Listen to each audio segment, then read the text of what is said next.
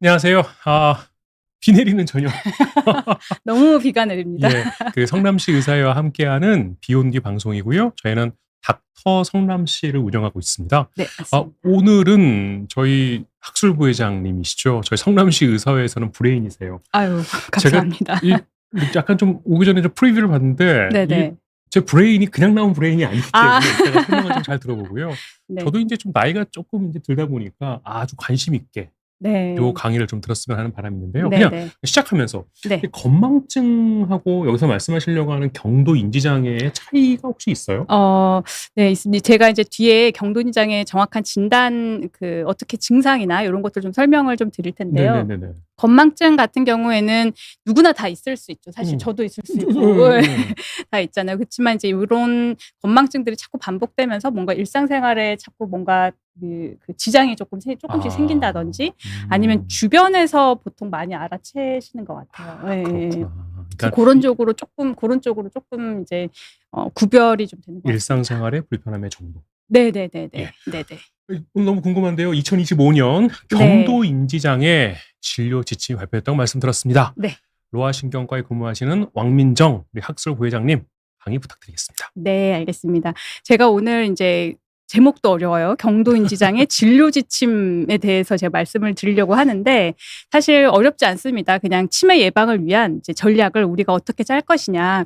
이런 전략들이 이제 각종 여러 전문가들이 모여서 지침을 발표를 했기 때문에 그 내용을 조금 설명을 드리고자 합니다. 요게 이제 2025년 6월 달에 기사로 이제 먼저 나왔는데 임상진료 지침 경도인지장애에 대한 임상진료 지침이 인정이 됐다라고 이제 공식적으로 발표가 됐습니다. 요거는 이제 대한치매학회에서 치매 전문가들이 그동안에 쌓였던 여러 가지 연구 결과들이나 뭐 이제 의견을 바탕으로 작성이 되는 것을 임상진료 지침이라고 하고요. 이런 임상진료 지침이 이제 발간이 되면 의사나 의료진들이 이제 환자를 진단하고 치료할 때 이제 요걸 참고해서 진료를 하는데 굉장히 많은 도움이 됩니다. 그래서 요게 이제 경도인지장애만 있는 것이 아니라 뭐 당뇨도 있고, 그렇죠, 고혈압도 있고 다 임상진료 지침은 질병마다 있을 수 있으니까 관심 있으시면 한번 찾아보시는 것도 좋을 것 같습니다. 근데 이제 그래서 이제 우리가 임상진료 지침을 볼 때는 근거가 얼마나 많은지, 그러니까 이런 이제 의견이 나왔는데 이게 이제 과연 정말 강력한 근거가 많은지, 연구 결과가 굉장히 많아서 근거 수준이 굉장히 높은 건지, 아니면은 뭐 그렇게 많지 않아서 근거 수준이 낮은 건지 이런 것들을 표기를 하게 돼 있어서 이제 매우 낮음, 중등도, 높음 이런 식으로 이제 색깔로 표시를 하게 되어 있고요. 또 한 가지는 그래서 지금 전문가들은 이 치료 방법을 권고를 할 것이냐. 근데 이제 여기 권고를 할 것이냐에 대한 기준에는 뭐 효과뿐만 아니라 물론 근거가 강하면은 권고 등급도 굉장히 높아지겠지만 비용이라든지 또 보험이 안 될 수가 있잖아요. 그래서 비용이라든지 접근성이라든지 또 부작용이나 위해가 없는지 이런 것들 다 전반적으로 고려를 해서 권고 등급을 이제 제시하게 됩니다. 그래서 요 가이드라인에는 두 가지 권고 등급이 있는데 이제 이렇게 엄지척이 두 개가 있는 강하게 추천하는 것과 필요한 경우에 잘 판단해서 사용을 하자라고 하는 이제 두 가지로 단계로 나누게 되어 있습니다. 근데 이제 이런 것들은 보통 대부분 이제 의사들이 이제 요 임상 지침을 많이 보고, 그렇지만 환자들도 궁금하잖아요, 이 내용들이. 근데 이제 임상 지침은 너무 의학 용어가 많기 때문에 그래서 이제 일반인 환자들을 위해서 환자용 가이드라인을 이제 같이 배포를 합니다. 그래서 임상 진료 지침 내용 중에서 진단과 치료에 대한 부분을 이제 이해하기 쉽게 정리한 것을 말하고요. 요런 것들을 이제 환자분들이 본인의 이제 가족과 본인의 그런 질병과 치료에 대해서 이해를 하고 있으면 훨씬 더 이제 올바른 결정을 내릴 수 있기 때문에 요런 가이드라인이 이제 나왔고요. 오늘 말씀드릴 내용은 이런 이제 환자용 가이드라인에 대해서 조금 자세하게 설명을 좀 드려보도록 하겠습니다. 일단 경도인지 장애는 아까도 잠깐 말씀드렸지만은 인지 기능이 조금 떨어져 있어요. 기억력이든 뭐 언어 능력이든 실행 능력이든 이제 여러 가지 인지 영역 중에 이제 한 가지 또는 여러 가지가 떨어져 있지만 이제 일상생활의 전체적인 독립적인 일상생활에는 큰 지장은 없습니다. 그래서 혼자서 뭐 어디 직장도 잘 나갈 수 있고 뭐 이제 은행 업무도 좀 할 수 있고 할 수 있지만 그렇지만은 이제 뭔가 그 예전에 비해서 불편을 좀 느끼는 단계입니다. 그리고 이 단계에서는 치매와 정상과 치매의 좀 중간 단계로 이제 인식이 되기도 하기 때문에 굉장히 사실은 중요한 단계이고 이 경도인지 장애를 진단을 했을 때 이제 왜 이런 경도인지 장애가 생겼는지를 확인을 해야 됩니다. 이제 그림을 잠깐 보시면요, 이제 우리가 인지 기능이 정상이죠. 네, 우리 모두 정상이죠. 이제 나이가 들면서 이제 정상 노화의 길을 가면 너무나 좋겠지만 이제 조금씩 뭔가가 다른 길을 가시는 분들이 생기게 됩니다. 그래서 무증상에 이제 평소에도 별로 증상이 없는 경우도 있어요. 있다가 이제 뭔가 불편해서 검사를 했더니 인지 검사에서 조금 떨어져 있다. 예, 그러면은 이제 경도인지 장애로 진단을 하게 되고요. 하지만 독립적인 일상생활은 가능합니다. 하지만 일상생활 조금씩 불편은 있겠죠. 예, 뭐 약속을 좀 잊어버렸다든지 뭐 이런 것들 사소한 것들에 대한 불편은 좀 있고 주변의 걱정도 조금 생기게 됩니다. 이 단계를 지나서 일상생활에 이제 현저한 지장을 받게 되는 그런 이제 계속 혼자서 더 이상 살 수 없는 누군가의 도움을 받게 되는 단계를 이제 우리는 치매 단계라고 하죠. 아니 저 요즘 이제 갑자기 뭐 어떤 분의 이름도 잘 안 떠오르고 네. 그리고 어디 비밀번호도 잘 네. 모르겠고 네. 약간 좀 생활이랑 불편함을 느끼는 수준이 되거든요. 네. 그러면 저 신경인지 검사를 한번 해보는 것도 도움이 되는 건가요? 이제 도움이 되는데 주변 분들이 혹시 이제 지적을 좀 하시나요? 네, 늘 저를 보고 한심해 하셔서. 근데 이제 이 질문 하나 할게요. 우리 엔젤님께서 인지장애가 모든 판단력이 떨어졌다고 보면 되나요? 지난해 저와 아닙니다. 같은 뜻인가요? 인지장애가 인지장애는 그러니까 인지 영역이 여러 가지가 있어요. 기억력 뒤에 제가 잠깐 말씀드리겠지만 뭐 기억력, 뭐 판단력, 실행력, 시공간 능력, 뭐 언어 능력 이런 여러 가지가 있고 진압력도 있고요. 이 중에서 한 가지라도 떨어져 있으면 이제 경도인지 장애라고 봅니다. 그 한 가지가 떨어져 있다는 게 신경인지 검사를 통해서 이제 동일 집단, 동일 나이나 동일 교육 수준의 집단에서 이제 한 뭐 16%일 또는 이제 뭐 7%일 하위. 그러니까 100명 중에 뒤에서 16등이거나 뒤에서 7등. 요 정도를 이제 했을 때 보통 이제 떨어졌다고 얘기를 하기 때문에 인지 장애 중에 판단력이 떨어지신 분도 있고 진압력이 떨어지신 분도 있고 두 개가 다 떨어져 있는 분도 있을 것 같습니다. 네, 그래서 이제 경도인지 장애는 보시겠지만 이제 일상생활에 이제 현저한 지장, 혼자서 못 사는, 밥 못 챙겨 먹고 외출하면 길 잊어버리고 이 정도가 돼야 이제 우리가 치매라고 하거든요. 근데 사실 경도인지 장애랑 치매를 이렇게 딱 무자르듯이 나누기는 참 어려워요. 그래서 치매 초기랑은 조금 전 단계라고 보시면 되는데 이 중간에 걸쳐 있는 단계도 분명히 있기는 있습니다. 아직 주변 사람들을 제가 괴롭히고 있지는 않지만 저는 좀 많이 불편해졌다. 네, 근데 이제 이게 이제 병력이라든지 나이라든지 이런 것도 봐야 되는데 이제 우리 부회장님 나이대에는 사실 대부분은 스트레스로 인한 집중력 저하가 가장 흔한 원인이어서 요 나이대에는 사실 뭐 강력하게 권고드리지 않습니다. 검사를. 네네. 근데 이제 이 경도인지 장애가 왜 중요하냐면 경도인지 장애도 뭐 다 같은 경도인지 장애가 아니에요. 뭐 이제 기억력이 특히 떨어지신 분들, 그다음에 여러 가지 영역, 아까 우리 엔젤님이 말씀해 주셨던 여러 가지 영역이 다 떨어진 분들, 아니면 기억력은 괜찮은데 나머지가 또 이렇게 종류가 되게 많은데 이렇게 분류를 이제 전문가들은 이렇게 분류를 해요. 그래서 분류를 해서 왜 하냐면은 다 앞으로 치매로 발전이 될 때 다 진행하는 병이 다 다릅니다. 원인 질환이 다 다릅니다. 그런데 이제 매년 한 10에서 15%의 경도인지 장애 환자가 치매로 진행을 하게 되고요.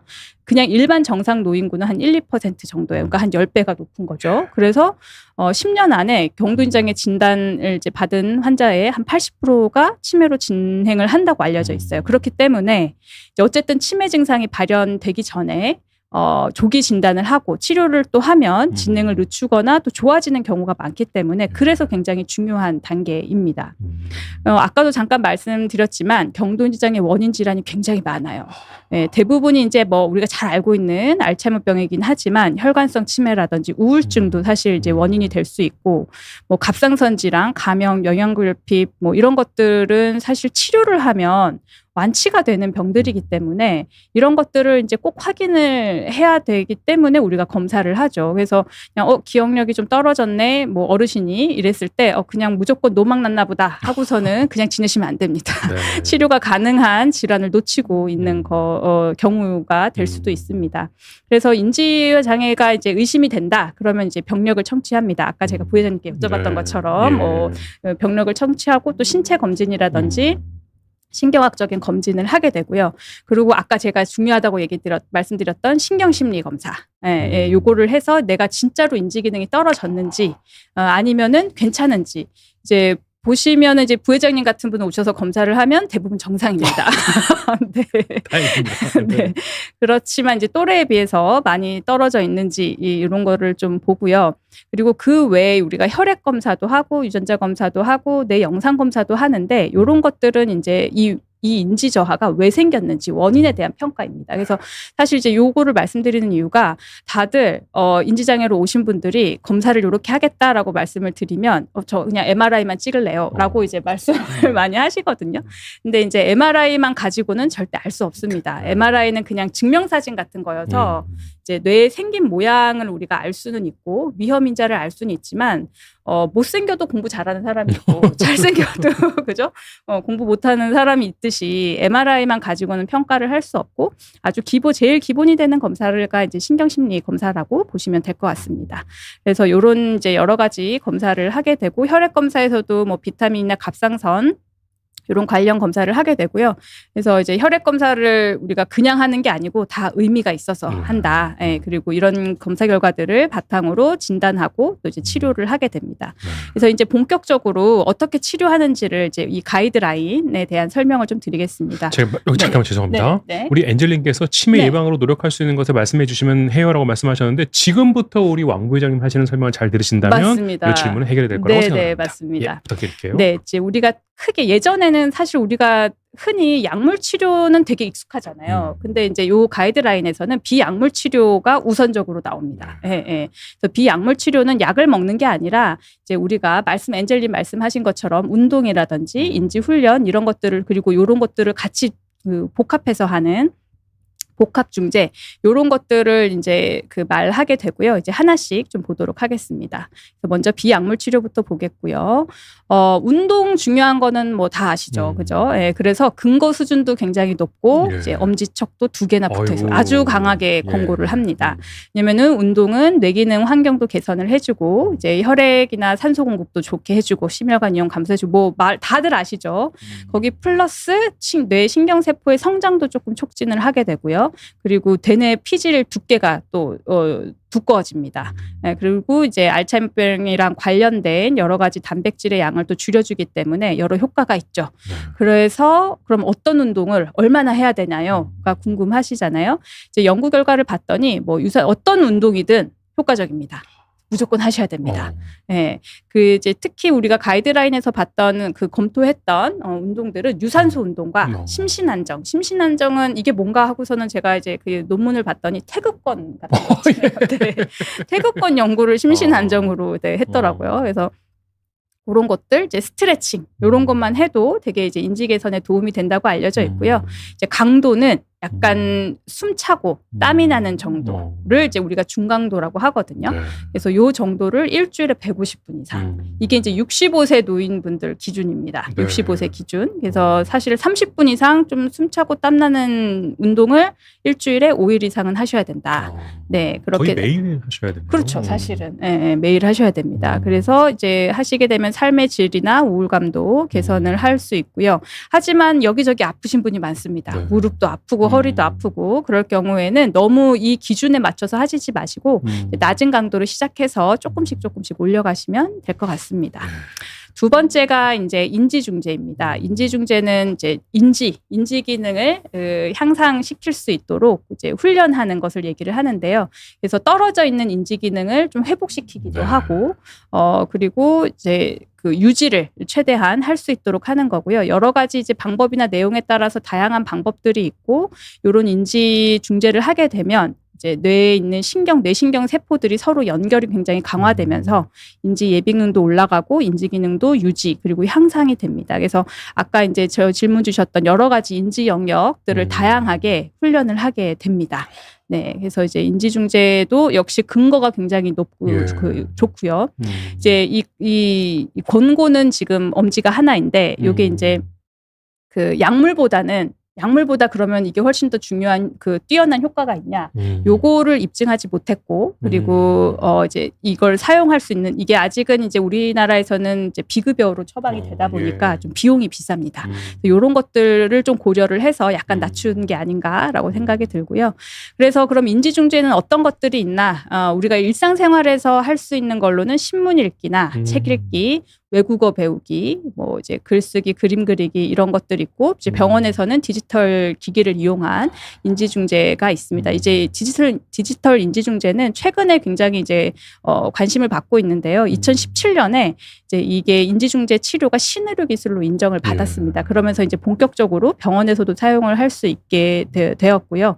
그렇지만 이제 지리적인 것이나 사회적인 문화나 뭐 이런 비용이나 이런 것들 때문에 약간 접근성이 조금 다르기 때문에 이제 잘 전문가와 상의하셔서 인지중재를 하시면 어쨌든 분명히 도움은 됩니다. 네네. 그리고 세 번째가 앞서 말씀드린 그 인지중재랑 운동을 같이 하는 복합중재입니다. 그래서 요 두 가지를 같이 했더니 굉장히 효과가 좋다. 높음이 이제 처음으로 나왔습니다. 연구 결과가 굉장히 많고요. 요것도 일단은 이제 권고 수준은 하나인데, 이것도 마찬가지로 비용이나 이런 현실적인 면을 좀 고려를 했습니다. 그래서 이런 복합 중재가 나오게 된 이유는 이제 핀란드에서 진행된 핑거 연구가 있습니다. 핑거 연구가 이제 굉장히 우리 전 세계적으로 치매 예방을 선도하는 연구라고 할 수 있는데, 인지 중재랑 운동 중재 그리고 그 영양이라든지 이런 것들을 다 같이 했더니 굉장히 인지 기능이 좋아지더라. 이런 결과가 나왔습니다. 이게 이제 인지나 운동 단일로 하나씩만 했을 때보다 복합 중재가 훨씬 더 좋았고 일상생활제도 개선이 되는 그 효과를 보여서 굉장히 주목을 받았고요. 이제 핑거 연구는 2년 동안 핀란드 지역에서 이제 어르신들 대상으로 인지 훈련도 하고 운동 영양 그리고 이제 고혈압, 당뇨 이런 위험 요소를 관리를 했더니 한 인지 기능이 한 24에서 40% 정도 굉장히 이제 증가를 했고, 이거에 이제 굉장히 고무되어서 전 세계에 이런 월드와이드 핑거스라는 네트워크가 생겼습니다. 그래서 여기 이제 진하게 보이는 이런 나라들이 다 이 핑거 그 네트워크에 가입된 그 나라들이고요.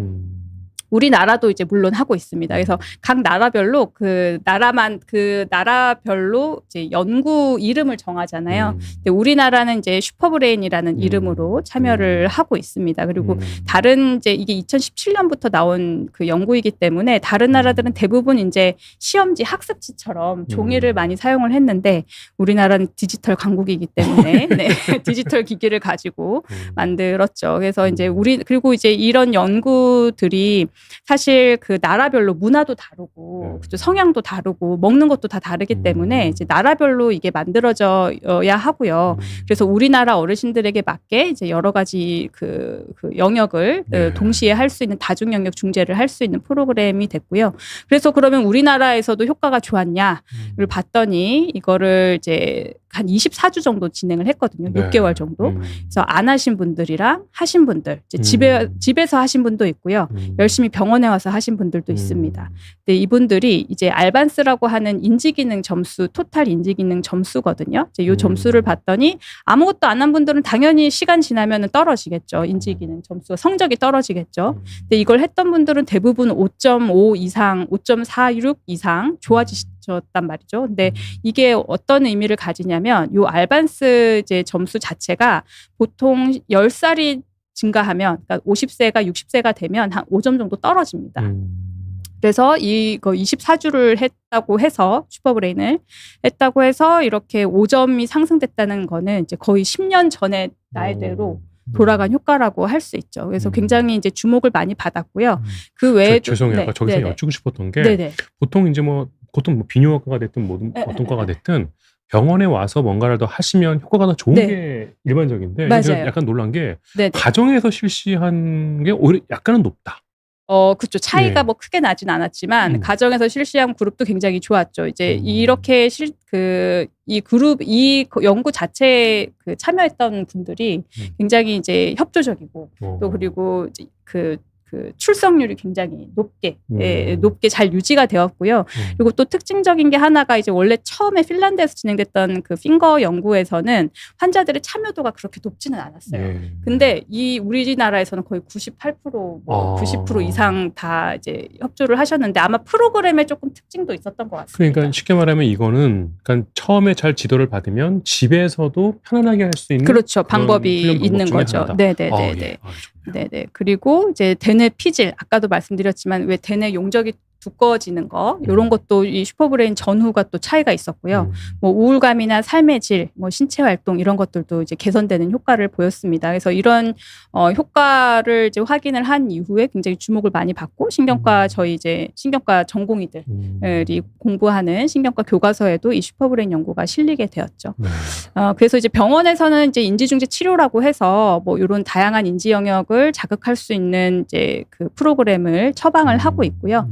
그래서 저희는 이제 사실 저희 병원은 굉장히 오래됐는데 시작한 지가 예전에는 이제 막 그룹도 하고 아니면 이제 1대1로 하기도 하고 했는데 이제 코로나 이후로 그룹은 이제 다 네, 문을 닫았고 이제는 거의 1대1 대상으로 하고 있고요. 이제 환자분들의 인지 수준이나 어떤 이제 의학적인 상태 진단명, 교육 수준 이런 것들이 다 다르기 때문에 여기에 맞춰서 이제 진행을 하고 있습니다. 그래서 이제 이런 식으로 태블릿 PC를 가지고 이제 선생님이랑 같이 수업을 하기도 하고 집에서 집에서 충분히 해오시고 병원에 와서 모르는 것만 같이 또 그 지도를 받기도 하고 이런 식으로. 그럼 저거를 한 번 하게 되면 또 시간이 얼마 정도가 되나요? 보통은 길게 하면 집중을 못 하세요. 그래서 한 30분, 40분 이내로 할 수 있고요. 그럼 보통 일주일에 몇 번 정도로 하게 되나요? 보통 2번 또는 3번인데 복습이 가능합니다.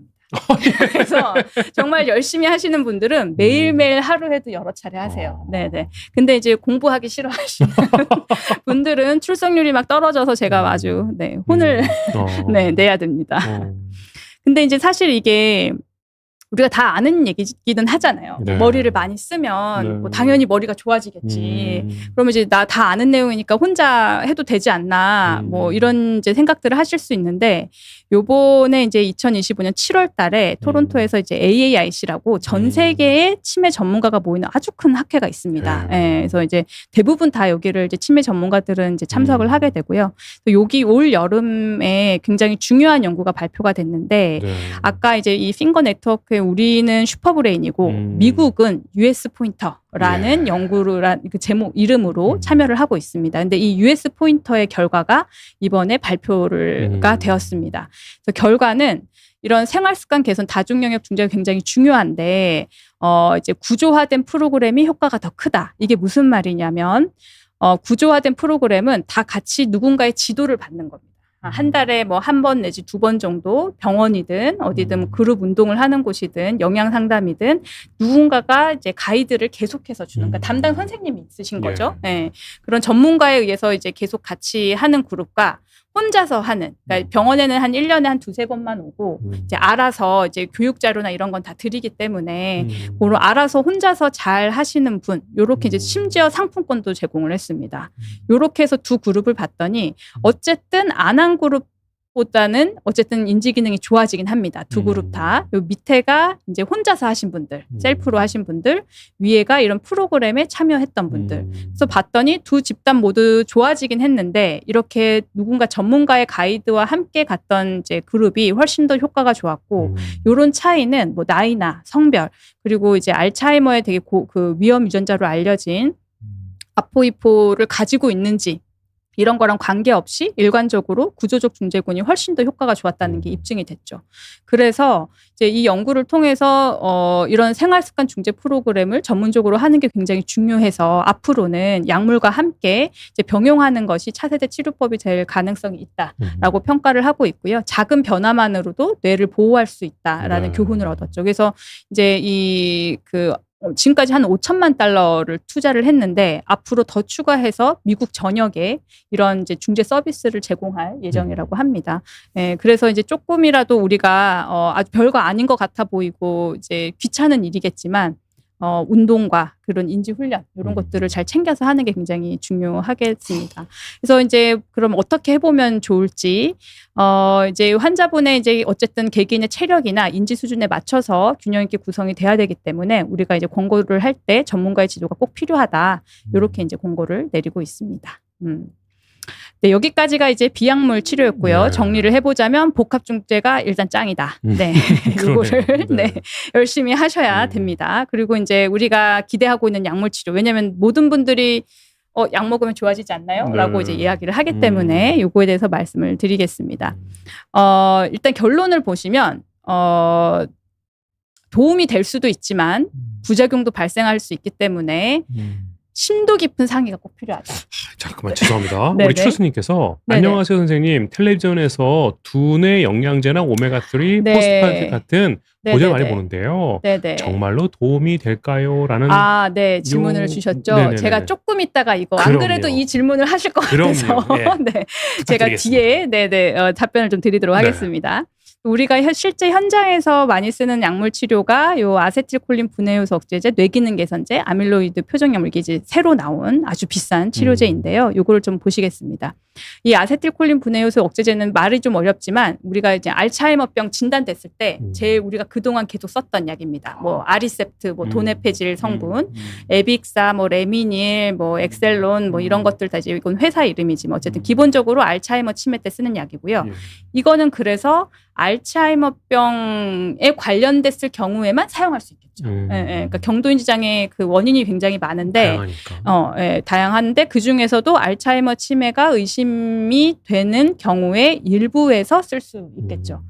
꼭 이제 경도인지 장애 환자에서 이걸 이 약을 미리 쓴다고 해서 알츠하이머병에 의한 경도인지장애 환자에서 이 약을 미리 쓴다고 해서 치매로의 진행을 낮추는 거에 대한 근거는 좀 충분치 않습니다. 그래서 모든 환자에게 다 투약하는 건 아니고 저도 이제 환자분의 상태나 이런 거를 인지 수준에 맞춰서 이제 어떤 분들은 조금 일찍 사용하기도 하고 어떤 분들은 그냥 사용하지 않고 좀 그냥 지켜보기도 하고 합니다. 그래서 부작용이 있을 수 있거든요. 설사나 뭐 입맛 떨어지고 뭐 속 안 좋고 밥 잘 안 먹게 되고 두통, 어지럼 좀 심각한 경우에는 이제 맥박이 느려지면서 실신을 하는 경우도 있기 때문에 사실 굉장히 이제 관리나 모니터링이 굉장히 중요합니다. 그래서 조금 기억력이 떨어졌다고 무분별하게 쓰면은 절대 안 되는 약이기도 합니다. 그래서 이제 그 중등도의 근거를 가지고 있는 거는 이제 알츠하이머병의 위험 인자를 가진 알츠하이머병에 의한 경도지장애일 경우에 이제 효과가 있다는 거고요. 조심스럽게 써야 되기 때문에 엄지척은 하나만 있습니다.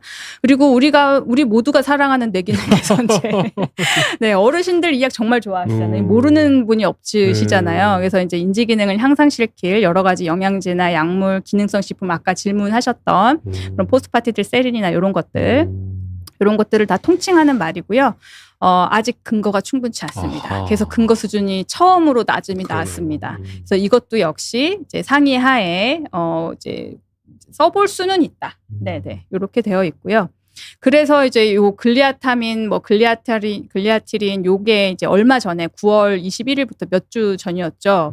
치매가 아니면 이제 다 본인 부담으로 약을 처방을 받아라. 이렇게 바뀌었습니다. 치매가 아니면 예전에는 그냥 누구나 다 쓸 수 있었거든요. 그랬더니 건보 재정이 한 6년간 2조가 빠져나간 거예요. 2조 5,748억 원이. 그래서 이제는 그리고 치매 환자는 한 20%밖에 안 됐고. 그래 너도 나도 다 이 약 주세요 하시던 분들이 굉장히 많아가지고 그래서 이제 요거를 다 맞고 이제는 치매 진단이 있을 경우에만 급여로 가능하고 그렇지 않은 경우에는 이제 80%를 본인이 부담해서 내는 걸로 이제 바뀌게 됐죠.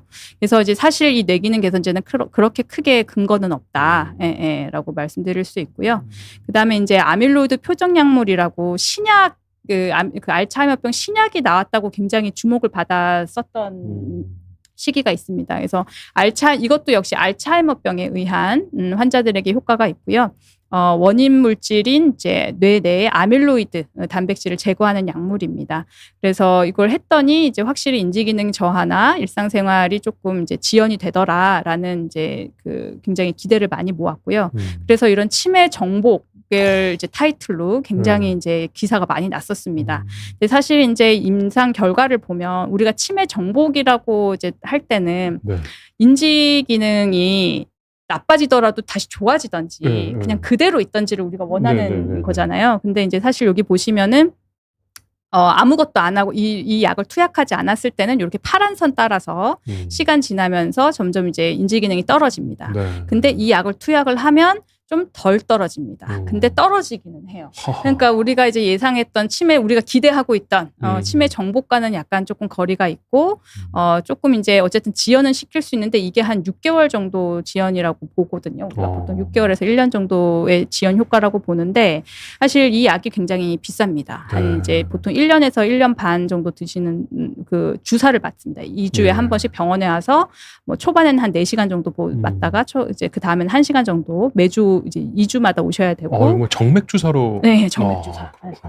그리고 이제 검사도 MRI도 굉장히 여러 번 찍습니다. 네, 그래서 이제 이제 이런 다 종합한 비용이 거의 1년에 한 3천만 원 정도. 네네. 그런 데다가 이제 드물지만 뭐 한 10% 15% 정도에서는 뇌 부종이나 뇌출혈 이제 이 임상 연구에서는 사망한 분도 있기는 했습니다. 물론 이제 한국인은 조금 덜하다 부작용이 조금 덜하다고 돼 있긴 하지만 이 모든 것들을 잘 고려를 해서 이제 상담하에 이거를 이제 치료를 할지 말지를 결정을 하게 되고요. 그래도 이제 효과가 있으신 분들은 이제 꾸준히 맞게 되시더라고요. 예, 그래서 이제 요것도 고려를 해볼 수는 있는데 잘 고민을 해봐야 된다. 예. 그래서 이렇게 이제 우리가 그동안 그 정리를 해보자면 비약물 치료와 약물 치료가 있고 일단 복합 중재는 필수입니다. 약물 치료는 네, 상황에 따라서 선택적으로 고려를 좀 해야 되고요. 그리고 약물 치료를 한다 하더라도 복합 중재를 같이 병용을 하면 훨씬 더 높은 효과를 그러니까 저도 그런 생각이 들거든요. 그러니까 저도 마찬가지죠. 비뇨기과에서도 단순히 약만 쓸 것이냐, 그렇죠. 아니면 운동을 병행할 것이냐. 그렇죠. 그래서 요즘에는 그 아까 그 신약 있잖아요. 굉장히 비싼 신약. 그거랑 이제 이 아까 말씀드렸던 복합 중재 슈퍼브레인 프로그램을 같이 병용하는 경우도 굉장히 많아요. 그렇죠. 대학병원에서는 같이 병용해서 또 효과를 보기도 합니다. 그리고 아까 그 포스파티딜세린이랑 영양제 같은 것들 얘기를 이제 질문을 주셨는데 재미있는 연구가 있었어요. 이제 알츠하이머병이 확실한 알츠하이머병으로 진행할 경두니 장애 환자거나 알츠하이머병으로 진단된 이런 환자들을 대상으로 8주간 연구를 진행을 했는데요. 포스파티딜세린 굉장히 유행하고 있는 영양제거든요. 그래서 이제 이것이 포함된 영양음료 랑 슈퍼브레인을 같이 했을 때 그리고 그냥 그 영양제만 먹었을 때 그리고 아무것도 안 했을 때 이렇게 세 군을 비교를 한 연구가 있었습니다. 그래서 봤더니 요거 포스파티딜세린만 복용한 군에서는 크게 효과가 없었어요. 네, 근데 이제 결국 복합 중재를 같이 한 군에서는 인지 기능이 향상이 됐죠. 그러니까 영양제가 뭐 도움이 안 되지는 않겠죠. 그렇지만 그것만 가지고 이제 효과를 기대하기에는 너무 오래 드셔야 될 수 있다. 그래서 이제 복합 중재를 어쨌든 같이 하시면은 이게 지금 8주 했는데도 향상이 됐거든요. 그러니까는 이제 같이 하시는 게 훨씬 더 효과는 그렇죠. 좋죠. 복합 중재 운동하고 슈퍼브레인을 같이 하는 게 일단은 어쨌든 그렇죠. 치매로 그렇죠. 이 슈퍼브레인에 이제 운동 프로그램도 있고 인지 훈련 프로그램도 있고 영양 뭐 이런 것들이 다 있기 때문에 같이 이제 관리를 받는 거죠. 그 구조적인 그 US 포인터 미국 연구에서 했던 이제 아주 전문가의 지도를 받으면서 먹었더니 효과가 좋더라. 이런 이제 연구 결과가 있었습니다. 그래서 이제 저희 환자분 좀 아까 말씀드리려고 하는데 이제 건망증이 좀 있어서 내원하셨던 74세 여자 환자분이시고요. 심하진 않은데 어쨌든 자꾸 물 건든 곳 있고 약속 조금 놓치고 이런 게 걱정이 돼서 오셨어요. 근데 이제 알츠하이머 관련된 위험 유전자는 지금 없으셨고, 근데 이제 우리가 알치온이라고 요즘에는 혈액 검사로 알츠하이머 병을 일으키는 아밀로이드 단백질이 있는지 없는지를 확인하는 검사가 있어요. 되게 예전에는 이제 펫 검사를 해야만 이걸 확인할 수 있었는데 요즘엔 이제 혈액 검사로도 할 수 있거든요. 거기서 약간 이제 양성이 나왔던 분이에요. 그리고 이분은 이제 그 밖에서 걱정이 되니까 치매 안심센터나 이런 곳에서 이제 열심히 이제 검사를 해봤었는데 그때는 다 30점 만점, 30점이 만점이거든요. 만점이었습니다. 이게 이제 여러분들 많이들 아시는 그 간단한 기억력 테스트인데 뭐 비행기 연필 소나무 외우는 누구나 다 알고 계시는 그런 테스트가 있습니다. 네. 그거는 다 좋았던 분인데 이제 실제 우리가 병원에서 아주 정밀한 인지 검사를 하거든요. SNSB라고 하는 이제 그 모든 영역을 평가하는 이제 검사이고요. 여러 가지 그 항목에 대한 점수가 이렇게 나옵니다. 그래서 이렇게 막대기가 길수록 잘하신 거고요. 이렇게 짧은 건 잘 못하신 거예요. 요것만 딱 짧잖아요. 그래서 요게 뭐냐면은 기억력이에요. 그래서 이분은 기억력만 떨어져 있는 경도인지 장애로 진단을 했고, 그래서 이제 뇌기능 개선제 하나랑 인지중재 치료, 우리 아까 슈퍼브레인을 한 이제 12주를 하면서 영양 관리, 운동, 인지 훈련을 이제 열심히 가이드를 드렸습니다. 그렇게 해서 이제 처음에 1월에 오셨었거든요. 그래서 이렇게 이제 기억력이 떨어졌었는데 한 12주 열심히 하시고요. 한 1월부터 3월까지 열심히 하시고 6월 달에 추적 검사했더니 이렇게 기억력이 좋아지신 거예요. 그래서 굉장히 좋아하시면서 네, 가셨고 한 이제는 1년에 한 번 정도 오셔서 이제 추적 검사하고 있는데 매년 이렇게 나오시고 계십니다. 이래서 이제 굉장히 저도 굉장히 좋았던 저 자꾸 저 슈퍼브레인에 관심을 갖기 시작했어요. 네, 그러세요. 저도 이게 좀 너무 저는 힘들어요. 주변 분들은 아직은 괜찮으신데 제가 힘들어서. 맞아요. 제가 힘들어요. 그래서 제가 이제 이 강의 준비를 하다가 요즘에 그 중고등학생들, 수험생들이 이 뼈 때리는 공부 명언 이렇게 되게 많이 올라오더라고요. SNS에. 미래가 어떻게 전개될지 모르지만 누가 그 미래를 결정하는지 안다.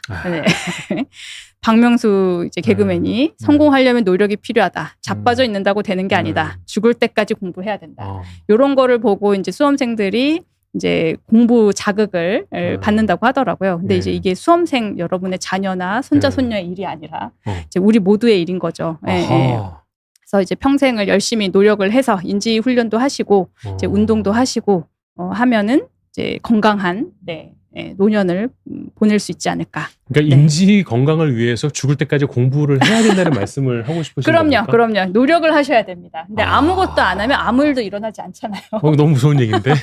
그래서 노력을 좀 하시면, 그러니까 제가 이 말씀을 드리는 이유가 환자분들이 뭐 이 나이에 내가 이거를 왜 해? 라고 얘기를 하시는데 지금부터라도 시작을 하시면 확실하게 미래가 달라질 수 있습니다. 인지 기능을 이제 잘 유지하는 분과 그렇지 않은 분들이 굉장히 차이가 많이 나게 되거든요. 많은 분들이요, 나 치매 걸리면 어떡하지를 생각하시고 치매 보험 들거나 간병인 보험 들려고 하시는데 이게 진짜로 맞습니다. 부장님 너무 감사한데 저희가 그 해결해야 될 질문들 몇 개 있어서 그 얘기를 좀 드려볼게요. 아까 전에 그래프 설명하면서 대충 나왔던 얘기 같긴 한데 엔젤릭에서 질문, 경도 인지 장애와 치매 초기 진단과는 어떻게 다른가요? 제일 중요한 거는 일상생활에 지장을 얼마나 받고 있느냐인데 사실 저게 쉽지는 않습니다. 명확하게 딱 가르기는 쉽지는 않아서 전문가의 진단을 받아보는 게 좋고요. 그렇죠. 그 치료도 약간씩 달라질 수 있습니다. 그래서 기준은 일상생활에 얼마나 지장을 받고 있냐, 독립적인 일상생활이 가능한지 아니면 이제 도움이 필요한 상황인지, 요게 이제 딱 정확하게 가르는 기준이긴 합니다. 분명한 건 저는 아직 치매는 아니다. 엔젤님께서 치매 진단을 가정의학과에서 하더라고요. 개인 병원에서 언제부터인가요? 라고 질문하셨어요. 이제 저는 이제 신경과 전문인데, 신경과에서는 원래 치매를 검사하고 약 처방도 꽤 많이 원래 하고 있었던 건데, 이제 신경과에 대한 인지가 많이 부족하시니까 잘 모르셨던 것 같습니다. 그래서 굳이 대학병원이 아니더라도 일단은 개인 병원에 오셔서 그 신경과, 가까운 신경과에 방문하셔서 검사를 한번 해보시고, 필요하면 이제 필요한 경우에는 저희도 대학병원에 의뢰를 드리거든요. 가야 될 수도 있고 아니면은 이제 그냥 개인 병원에서도 충분히 커버가 되는 경우도 있습니다. 사실 그동안 신경과는 이제 종합병원 이상에서만 한다고 생각했는데 요즘 개인 의원에서도 아주 훌륭하게 특히 슈퍼브레인과 관련된 인지 기능 저하에 있어서는 요즘 개인 의원에서 큰 역할을 할 거라고 생각을 좀 하고 있거든요. 그리고 공주님, 어머니께서 치매셨대요. 유전적인 영향이 있다면 확률이 얼마나 됩니까? 어떤 그 치매가 있다고 해서 그러니까 어떤 치매였는지가 일단 중요하고요. 뭐 만약에 알츠하이머 치매였다면 그 알츠하이머 치매라 하더라도 아까 제가 말씀드렸던 치매 알츠하이머 위험 유전자를 가지고 있을 수도 있고 없을 수도 있습니다. 그러니까 유전자가 없는데도 치매 걸리시는 분이 있고요.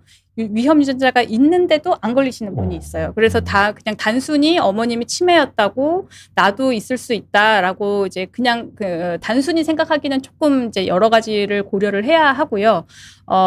그래서 유전적인 영향이 만약에 있다면 내가 정말로 그 유전자를 가지고 있는지, 어머니가 가지고 있어도 나는 안 가지고 있을 수가 있거든요.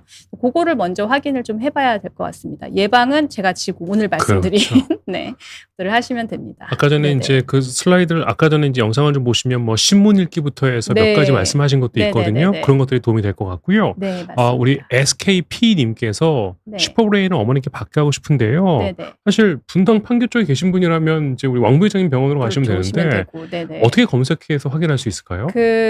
아마 슈퍼브레인 프로그램을 검색을 하시면 이 프로그램을 사용하고 있는 병원 목록이 나오거든요. 네. 슈퍼브레인 이제 이를 소개하는 그 대표 홈페이지에 그거 좀 이제 그 참고하셔서 방문하시면 되고 대부분 가까운 신경과에서는 하시는 분들이 많습니다. 그렇군요. 네네네. 그러니까 추로스님의 질문은 아까 제가 해결한 걸로 네. 하고요. 찬란한 네네. 행복이요. 님께서 진단을 맞아요. 받았다고 해서 모두 치매라고 하는 건 맞습니다. 아니죠. 네네. 예, 회복되기도 하나요? 좋아지기도 합니다. 제가 아까 마지막에 저희 환자분 보여드렸던 것처럼 그렇죠. 네네네 좋아질 수 있고요. 그리고 최대한 더 이상 나빠지지 않게끔 저는 이제 환자분들 오시면은 우리 같이 열심히 노력해서 진행하지 않도록 좋아지면 너무 좋아지는 걸 목표로 하지만 최대한 나빠지지 않는 것을 목표로 하자라고 얘기를 하는데 완전히 회복되시는 분들도 있습니다. 예. 네.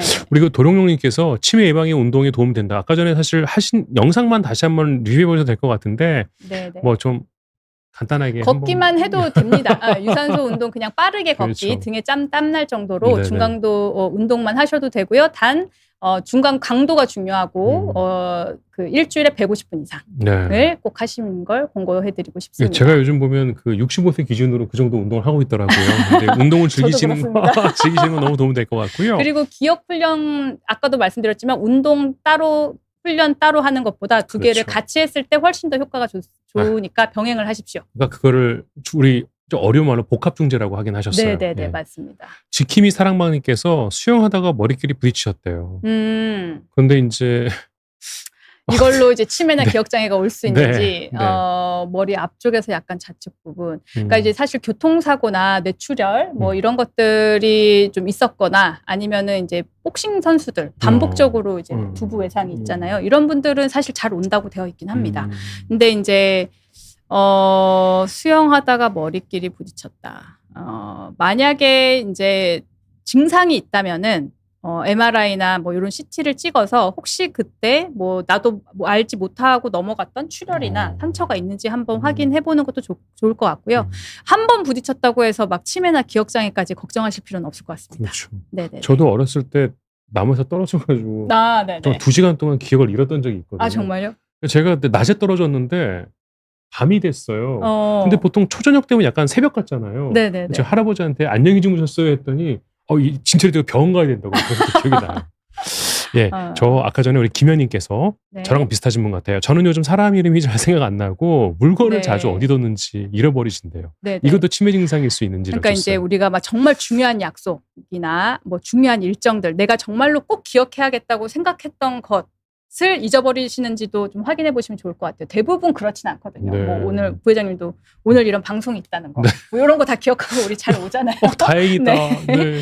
네, 그래서 그냥 이제 그런 아주 중요한 내가 의지를 가지고 기억하려고 했던 것까지 다 놓치는지 아니면 그냥 단순히 사람 이름 잘 생각 안 나고 이런 경우에는 물론 나이나 뭐 이제 위험인자들 고혈압, 당뇨 이런 거 어떤 건지 이제 좀 같이 고려를 해야 되긴 하지만.